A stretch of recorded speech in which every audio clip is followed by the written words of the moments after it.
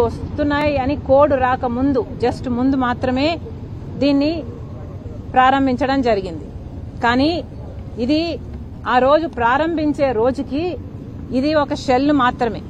జగన్మోహన్ రెడ్డి గారు ప్రారంభించడానికి అర్జెంటుగా దీన్ని పెయింట్లేసి అరటి గెలలు పెట్టి మీడియా కోసమని దీన్ని ప్రారంభించారు తప్పితే ఏ పనులు అక్కడ ఇంకా పూర్తి స్థాయిలో అవ్వలేదు. కనీసం ఈ ప్రాసెసింగ్ ప్లాంట్ నడవడానికి బోర్వెల్స్ అంటే వాటర్ ఫెసిలిటీ కూడా లేదు, ఆర్ఓ సిస్టమ్ కూడా ఏర్పాటు చేయలేదు.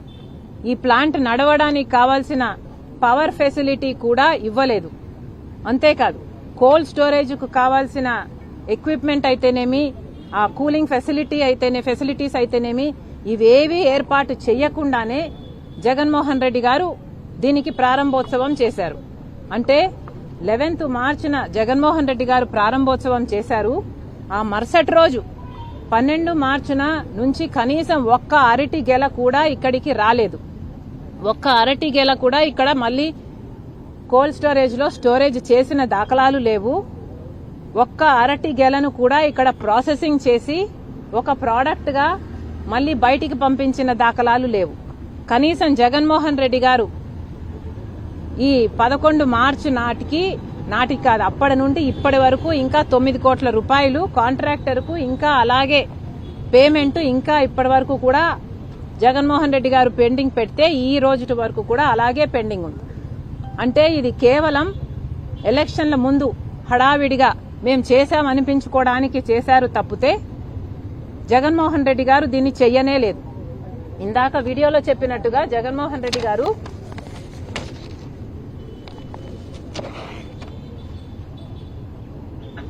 కనీసం పులివెందుల కాన్స్టిట్యుయెన్సీ అంటే మాజీ ముఖ్యమంత్రి జగన్మోహన్ రెడ్డి గారి కాన్స్టిట్యుయెన్సీలో కూడా ఇక్కడ కూడా కోల్డ్ స్టోరేజ్ ఫెసిలిటీ ఇంతవరకు ఏర్పాటు చేయలేదు అంటే ఇది నిర్లక్ష్యం కాకపోతే ఇంకేమిటి?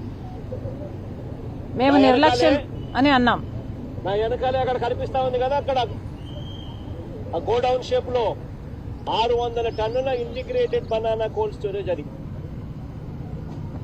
2023లో వైఎస్ఆర్సీపీ ప్రభుత్వంలో నేను ముఖ్యమంత్రిగా ఉన్నప్పుడు ప్రారంభోత్సవం చేశాం. కంప్లీట్ అయిపోయింది.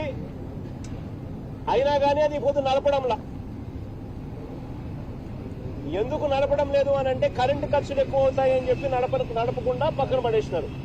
ఈ రోజు మనము రైతు ఎలా బ్రతుకుతా ఉన్నాడని చెప్పడానికి నిదర్శనం ఇది. మీడియా ద్వారా రాష్ట్ర ప్రజలకు తెలియజేస్తూ చంద్రబాబు నాయుడు గారి ప్రభుత్వానికి గట్టిగా బుద్ధి రావాలని దేవుణ్ణి ప్రార్థిస్తా ఉన్నారు. సో జగన్మోహన్ రెడ్డి గారికి మళ్ళీ గుర్తు చేస్తున్నాం, సార్ మీరు 23లో దీన్ని ప్రారంభోత్సవం చేయలేదు, హడావిడిగా ఎలక్షన్లకు ముందు ప్రారంభోత్సవం చేశారు, మీరు తప్పుడు ప్రచారం ఇప్పుడు చేస్తున్నారు. కానీ ముఖ్యమైన విషయం ఏమిటంటే ఇక్కడ ఈ కోల్డ్ స్టోరేజ్ ఫెసిలిటీ అన్నది కేవలం ఎలక్షన్ స్టంట్ గా మీరు చేశారు అంటే దానికి కారణం, మీకు అంతకుముందు చెయ్యలేదు అంటే దానికి కారణం, పూర్తి చేసి నడపలేదు అంటే దానికి కారణం మీరు ముఖ్యమంత్రిగా ఉండి మిగతా అన్ని విషయాలలో నిద్రపోయినట్టుగానే ఈ విషయంలో కూడా నిద్రపోయారు. కేవలం 6 నెలల ముందు సిద్ధం సభలకు ఎలాగైతే నిద్రలేశారో జగన్మోహన్ రెడ్డి గారు, అలాగే దీనికోసం కూడా నిద్రలేసి కేవలం ఎలక్షన్ కోసమని దీన్ని ప్రారంభోత్సవం చేయడం జరిగింది.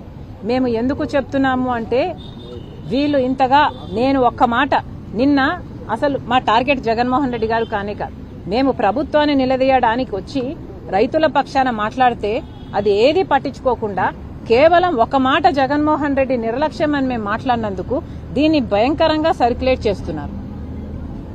ఇది ఎక్కడి న్యాయం అని అడుగుతున్నాం, ఎందుకు చేస్తున్నారు అని అడుగుతున్నాం.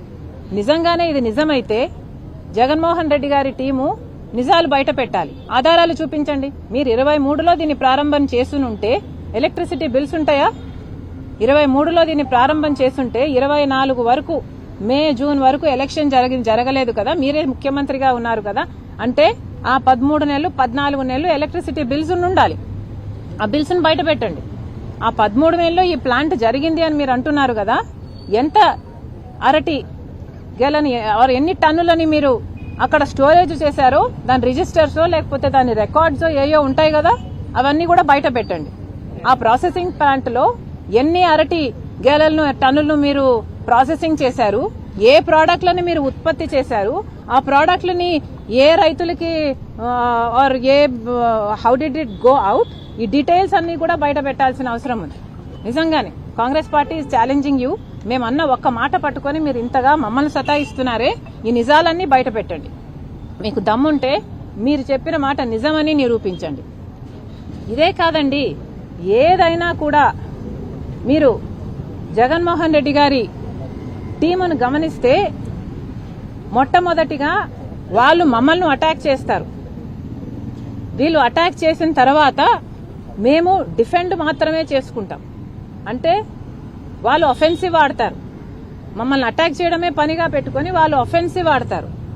మేము ఇప్పుడే కాదు ఎప్పుడు కూడా సంజాయిషి ఇచ్చుకోవడం, సమాధానం చెప్పుకోవడం, ఒఫెన్స్ మాత్రమే మేము చేస్తున్నాం. మొన్న విషయంలో కూడా విజయమ్మ గారు ఒక లేఖ రిలీజ్ చేశారు. ఆ లేఖలో విజయమ్మ గారు స్వయంగా సంతకం పెట్టారు. విజయమ్మ గారు సంతకం పెడితే ఇక రాజశేఖర్ రెడ్డి గారి భార్యగా విజయమ్మ సంతకం పెట్టిన ఒక లెటర్ బయటకు వచ్చింది అంటే రాజశేఖర్ రెడ్డి గారిని అభిమానించే ఎవరికైనా అది సుప్రీంకోర్టు తీర్పు లాంటిది, ఇంకా దానికి తిరుగులేదు. అది రాజశేఖర్ రెడ్డి గారిని నిజంగా అభిమానించే వాళ్ళైతే. కానీ ఆ లెటర్లో విజయమ్మ గారు చాలా స్పష్టంగా ఇక మాట్లాడకండి ఈ ఆస్తుల గురించి అని చెప్పిన తర్వాత కూడా మళ్లీ మాట్లాడుతున్నారు కాబట్టి మళ్ళీ మేము రియాక్ట్ అవ్వాల్సి వచ్చింది. మళ్ళీ మేము రియాక్ట్ అయితే మళ్ళీ మమ్మల్ని కుక్కలు అంటారా అన్నారు. మేము అనలేదండి కుక్కలని. మేము అన్నదల్లా విజయమ్మ గారు చెప్పిన తర్వాత మాట్లాడకూడదు, డీసెన్సీ ఉన్న వాళ్ళెవరు, మేము మాట్లాడము అని చెప్తూ మీరు ఇంకా మాట్లాడుతూ ఉంటే ఇక మొరగడం కుక్కల నైజం అనుకోవాలి అని మాత్రమే నేను అన్నా.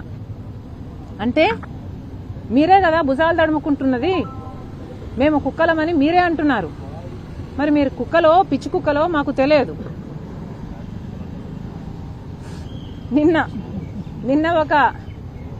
నిన్న కాదు పొద్దున ఎవరో పాడ్కాస్ట్ లో ఒక చిన్న కామెడీ ఏదో చూపించారు. దాంట్లో అమ్మా షర్మిలమ్మ నువ్వు వైసీపీ వాళ్ళని కుక్కలతో పోల్చక తల్లి, కుక్కలు బాధపడతాయని ఉంది.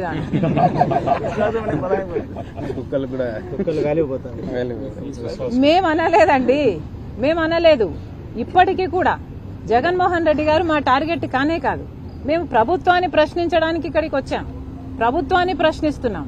కానీ మీరు మమ్మల్ని టార్గెట్ చేసి నిన్న వీడియో రిలీజ్ చేయాల్సిన అవసరం ఏమొచ్చిందో మాకైతే అర్థం కావటం లేదు. మీకు ఏమాత్రం వీలున్నా లేకపోతే ఇంగితం ఉన్నా ఇక్కడ అరటి రైతుల కోసం మేము వస్తే మాతో కలిసి ఇంకో మాట అరటి రైతుల కోసం మాట్లాడతారా, లేకపోతే మేము అరటి రైతుల్ని బాగు చేయడానికని మేమొస్తే మా మీద మాట్లాడతారా? ఇంగితం ఉందా అండి మీరు చేస్తున్న దాంట్లో? మళ్ళీ మీరు ప్రతిపక్షం, అసెంబ్లీకి ఎలాగో పోరు. కనీసం నిజంగా ప్రజల పక్షాన పోరాటం చేస్తున్న వాళ్ళకైనా మీరు కనీసం కొంచెమైనా అయ్యో చేస్తున్నారులే అన్న భావన కూడా లేదు. మళ్ళీ చెప్తున్నాం, మీ జోలికి మేము రావటం లేదు. మమ్మల్ని అటాక్ చేస్తే మాత్రం మేము సమాధానం చెప్తాం. ఒఫెన్సివ్ గేమ్ మేము కూడా ఆడతాం, మాకు కూడా ఆడడం తెలుసు.